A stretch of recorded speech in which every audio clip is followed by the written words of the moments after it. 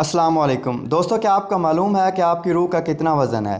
Los Angeles के doctor इब्राबाम ने इंसानी रूह का वज़न मालूम करने के लिए नज़्क़ का शिकार के लोगों पर 5 साल में 1200 तजर्बे किए। इस सिलसिले में इसने शीशे के बॉक्स का एक इंतहाई हसास तराजू बनाया। वो मरीज़ को इस तराजू पर लेटाता, मरीज़ के फेफड़ों की ऑक्सीजन का वज़न करता, उनके जिस्म का वज़न करता और उसके मरने का इंतज़ार करता। मरने के फ़ौरन बाद उसका वज़न नोट करता। डॉक्टर इब्राबाम ने सैकड़ों तजर्बात के बाद ऐलान किया कि इंसानी रूह का वज़न 21 ग्राम है। इब्राबाम का कहना था कि इंसानी रूह इस 21 ग्राम ऑक्सीजन का नाम है जो फेफड़ों के कोनों, खुदरों, दर्जों और लकीरों में छुपी रहती है।